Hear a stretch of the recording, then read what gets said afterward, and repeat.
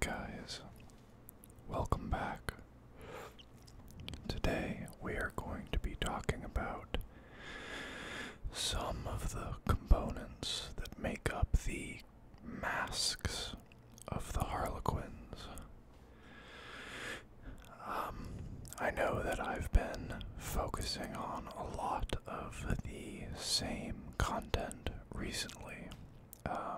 It's been a while that we've been bouncing between orcs and harlequins, but I promise you there is more stuff coming, different stuff. I have a couple ideas that are not Warhammer related, but they will not get in the way of the normal release of the Warhammer videos. With that out of the way, let's talk about Troop Masters. Troop Masters are choreographers of conflict, directing their comrades' reactions to the changing fates of battle, and ensuring the Harlequins' performance in the theater of war is as perfect as it can be. By consent of their peers, the troop masters become focal points for the successes and failures of entire troops of Harlequins. In many conflicts, the most talented will even be entrusted with leading the performance of their entire mask, becoming the central point around which the violent scenes of the Sedath revolve.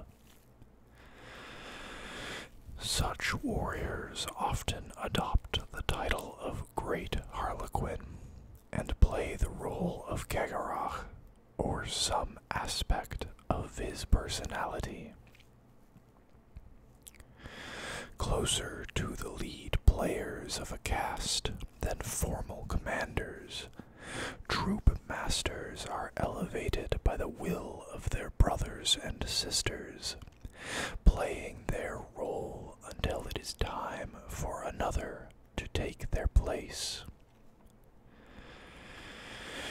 Troop masters embody everything it means to be light, dark, or twilight.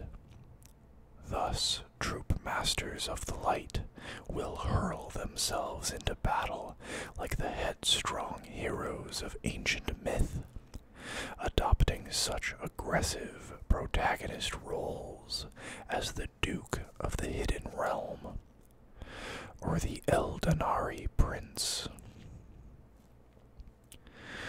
Troop masters of the dark, by comparison, are sinister and vindictive, always seeking some way in which to flamboyantly finish off the foe.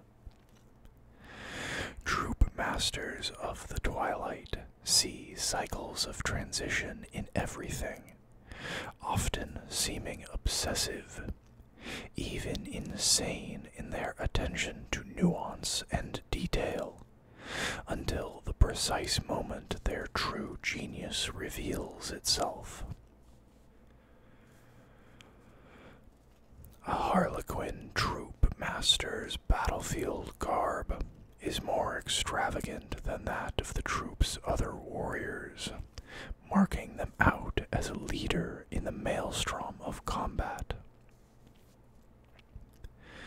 Whereas players wear elegantly cut jackets or ritually folded tunics clasped about the waist, troop masters sport high-collared greatcoats that billow and whirl dramatically with each bone-crushing kick or graceful flick of the blade.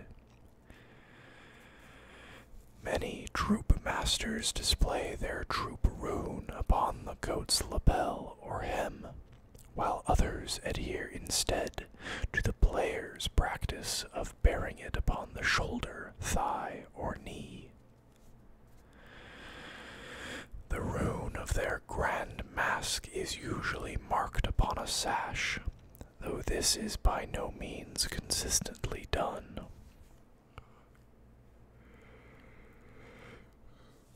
Troop masters often wield shimmering power swords, their energized blades slicing through the thickest armor with ease. Some also carry small but powerful haywire grenades, wraithbone spheres laced with electro-reactive psychocircuitry.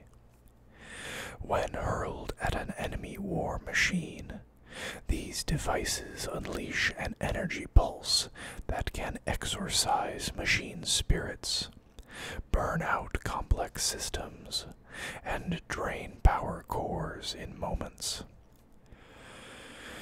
Some troop masters even carry ancient and terrible relics taken from the armories of the Black Library, enigmatic tools of war whose effects are as strange as they are terrifying. The laughing god looked upon the field of war and saw there shining all the steps of a dance that had yet to be. And as he saw, so too did his Harlequins. And so they began the whirling steps that drew their unwilling partners to their deaths. From the tale of Gagarok's song. Troop masters wear grotesque masks that mock the sinister, ugly face of war. Their ever-shifting features flicker between nightmarish horror and leering sardonic humor at the mortal plight of their foes.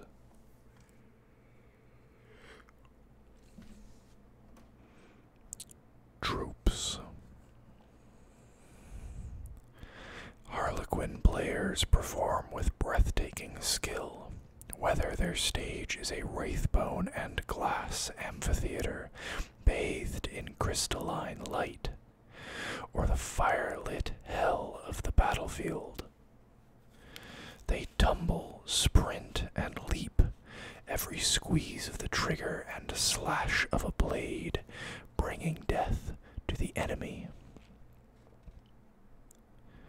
No Eldari is born a Harlequin, and all manner of strange tales persist concerning how this metamorphosis occurs.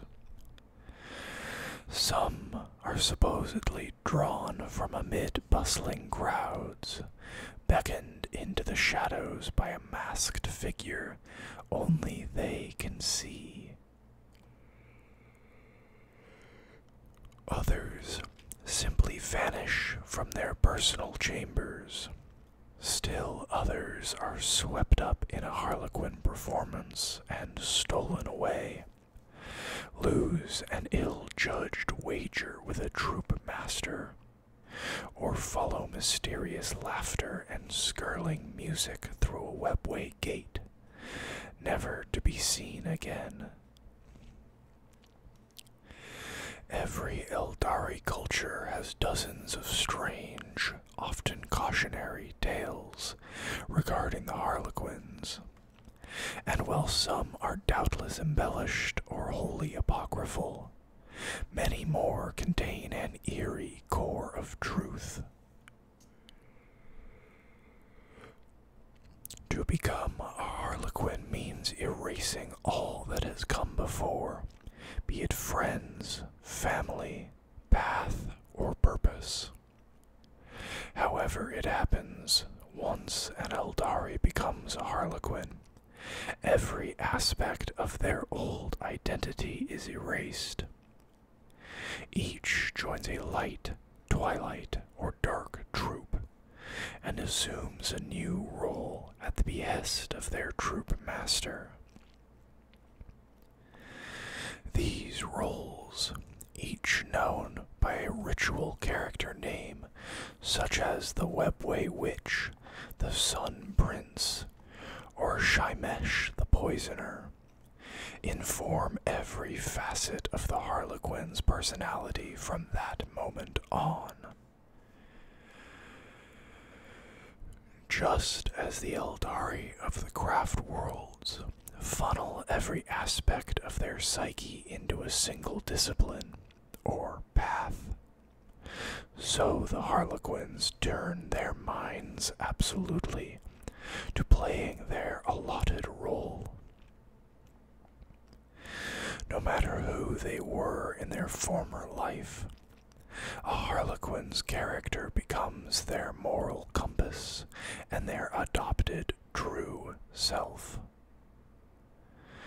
Known as the Thailed, this process of becoming is far more intense than anything experienced by even the most sublimely talented performers of the galaxy's other races.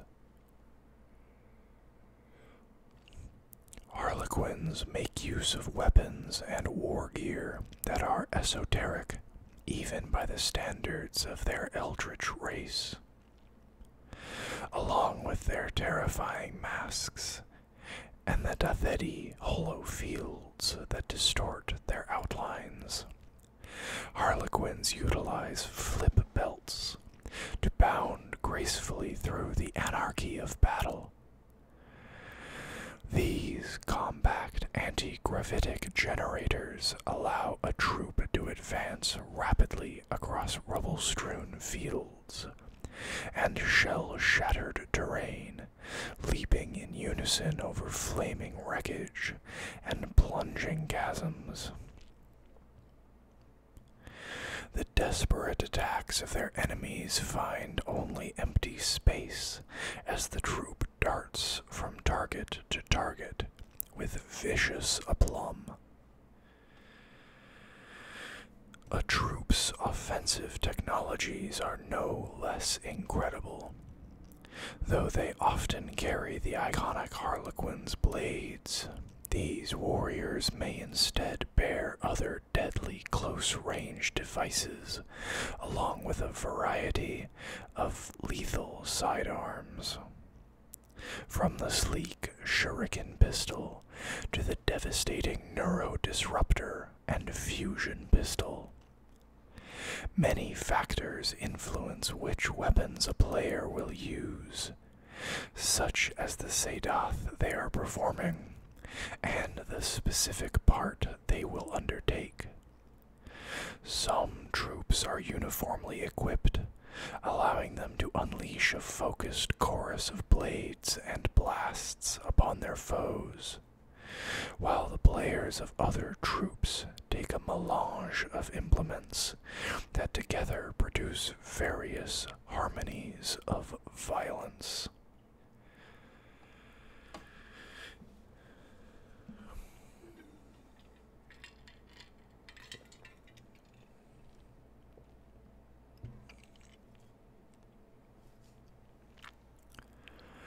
Shadow Seers.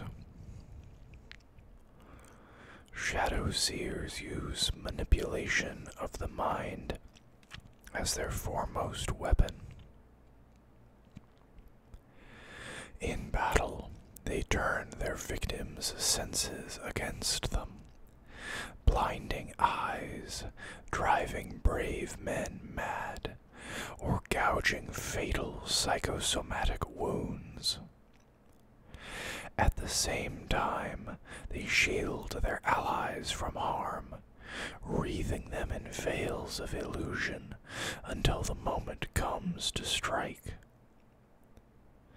Enigmatic masters of trickery and misdirection, the Shadow Seer's prodigious psychic abilities are a powerful tool in the ongoing war against the servants of chaos.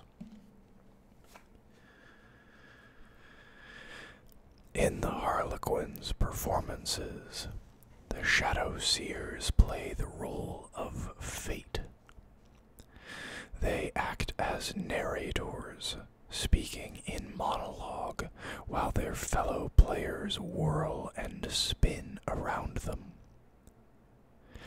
It is the Shadow Seer's subtle psychic abilities, coupled with the hallucinogenic payload of the Kradan grenade launchers they wear upon their backs, that provide diverse illusions for their shows. Blasts of multicolored light, glowing swirls of blinding mist, and white-hot illusory flame, all are conjured forth with consummate showmanship. Shadow Seers are skilled in reading the signs of the future. However, their second sight is differently honed to that of Farseers. They are not concerned with the literal manipulation of events, but rather the fulfillment of the mythic roles that others unknowingly assume, concealing their identities with stage names. Shadow Seers act as envoys to their craft world or Comorite kin, their faceless masks revealing nothing of their thoughts or intentions. The rest of their ritual garb reveals little more in the way of personal identity. While their hollow suits incorporate a version of their grand masks' colors and rune, occasionally displaying the device of whichever troop they most often fight alongside. There is nothing personalized, no way to discern any identity but that which they choose. In battle, all Shadow Seers make use of their Kradan grenade launchers to sow terror and madness amongst their foes.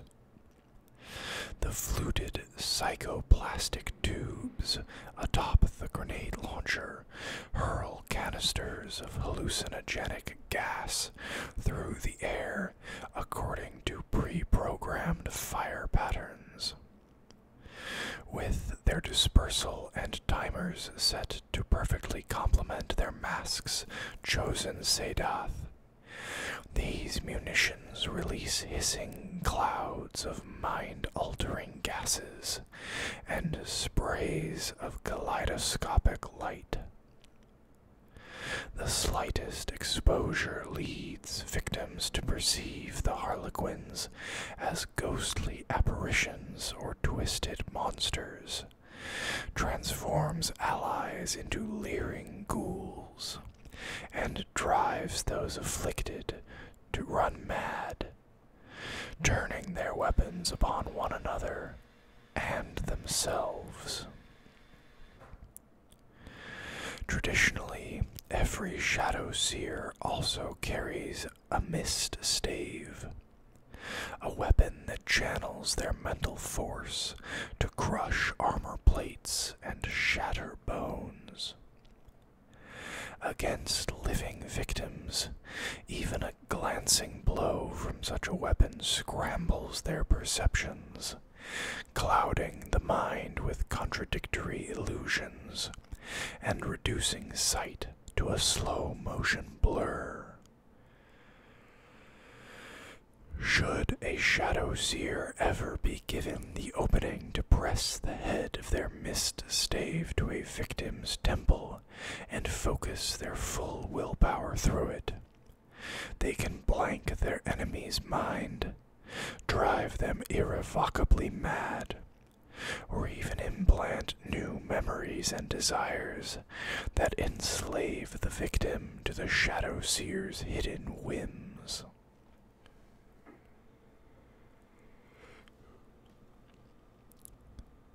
Death Jesters. The arrival of a Death Jester upon the battlefield is announced by a hissing storm of shrieker cannon fire. Enemy infantry are torn sprays of blood and scalded flesh, as the weapon's gene toxins cause them to combust horrifically from within. Such an entrance is apt indeed, for the sinister death jesters play the role of death in the Harlequins' performances. Without exception, death jesters possess a grisly sense of humor that leads them to seek new and inventive ways to terrorize, torment, and eventually kill their victims. They can sometimes be heard chuckling or humming softly in the midst of battle, and will occasionally pause to sketch a deep bow or offer mocking applause to foes whose horrible fates have especially entertained them. Killing the foe is not enough for a death jester. To make war worthwhile, they must intersperse murder with ironic humor. Slaying an officer at the crescendo of a rallying speech so that all his efforts are reversed. Panicking sappers so they flee into their own freshly laid minefield. Or wounding a heavy weapon trooper so that their shot flies wide and destroys the very objective they were defending. These are the kinds of cruel deeds in which death jesters find their amusement. Indeed, there are few in the galaxy as talented or imaginative when it comes to writing the tragic comedy of war, and few more vehemently hated by their enemies. Amidst the masks, death jesters move as they will, garbed in armor said to incorporate the bones of their predecessors. They are regarded with wary amusement by their fellows, for they are as morbid and unpredictable as they are gifted. Yet their dedication to the laughing god is beyond question, and in the heat of battle, the covering fire of the death jesters saves the lives of their comrades time and time again.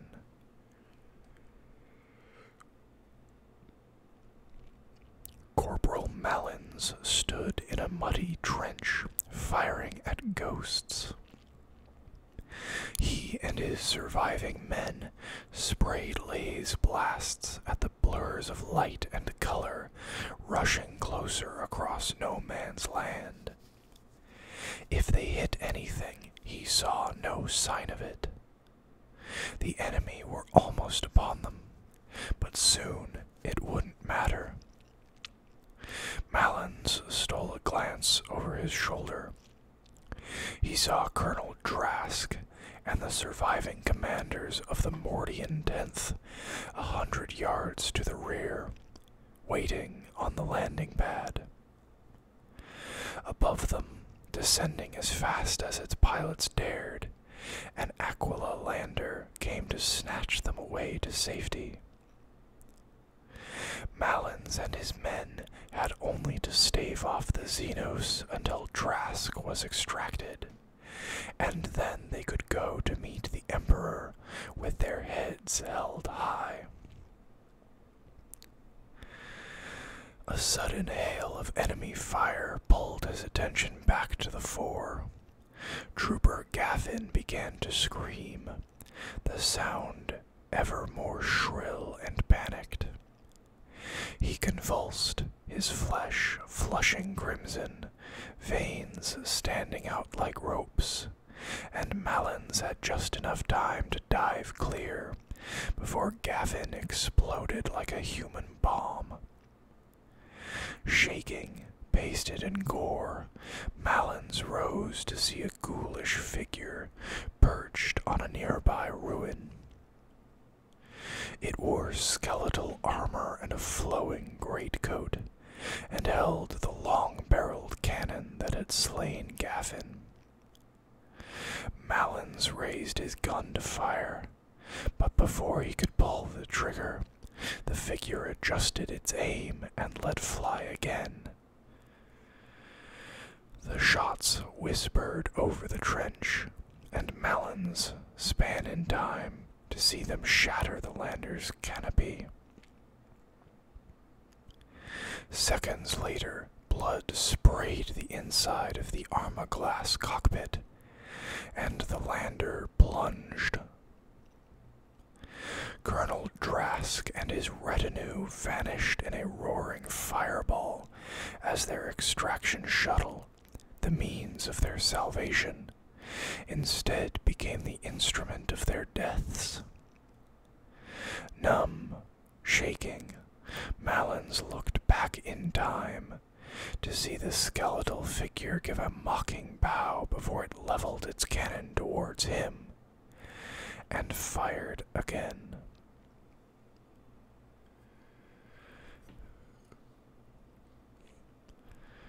Solitaires.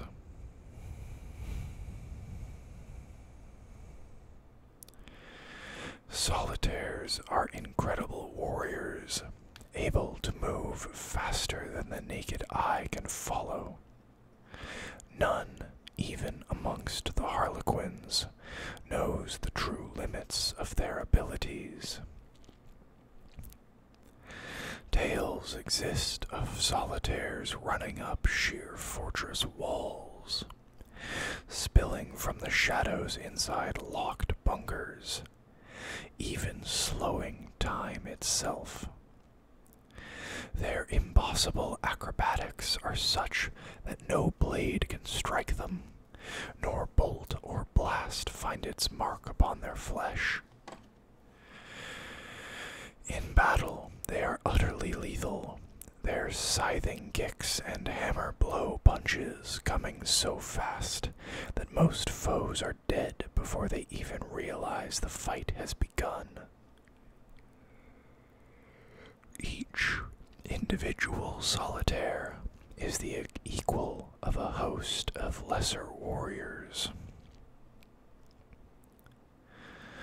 The first the foe knows of the solitaire's onset is a shimmering blur of light and color streaking through their ranks. Then the killing begins.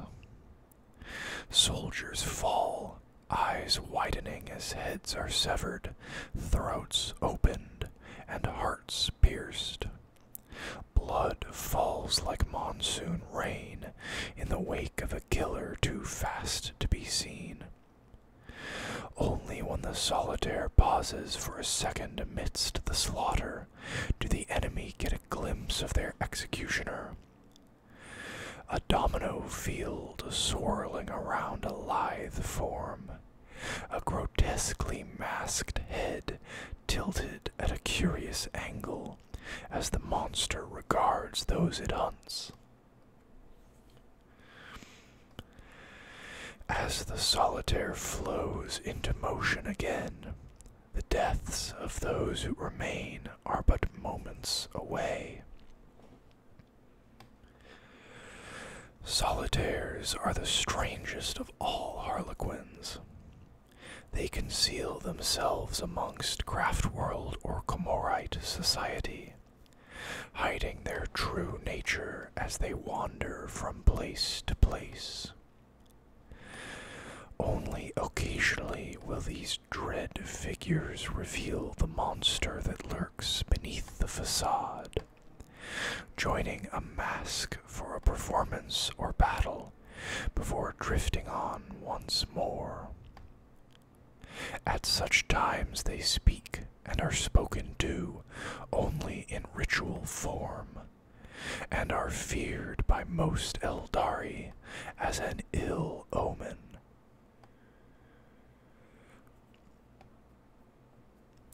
This This mien of horror stems from the fact that, alone among the Harlequins, the solitaire plays the role of Slanesh. As a result, the solitaire's role commands ultimate fear and respect.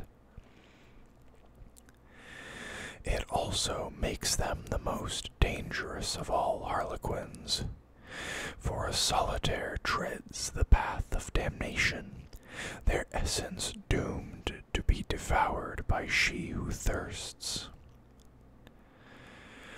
Knowledge of their soul's forfeiture means a solitaire will ensure the cost to their foes is dear indeed before they meet their end. Despite the dark fate that awaits them, it is said that solitaires are touched by the laughing god, that they have his insight into the fall, and even the nature of the universe.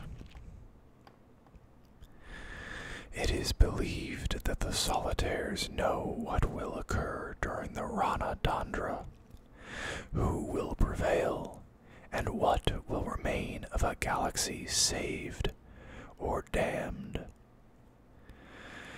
Many Eldari believe that to speak to a solitaire is to invite a grisly demise, and that should an individual accidentally address or touch one of these lonely beings, they would be better to take their own lives then and there.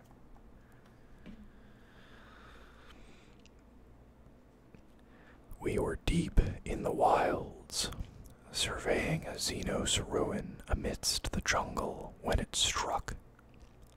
It moved so swiftly, veiled behind some variety of heretical technology, that I could cogitate neither its nature nor its attack pattern.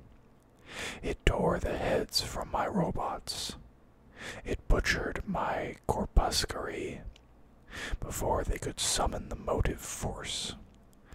Why it left me alive, I do not know, but its visage is seared forever into my memory banks. Omnissiah, save me. Magos Explorator, Zabos Rital.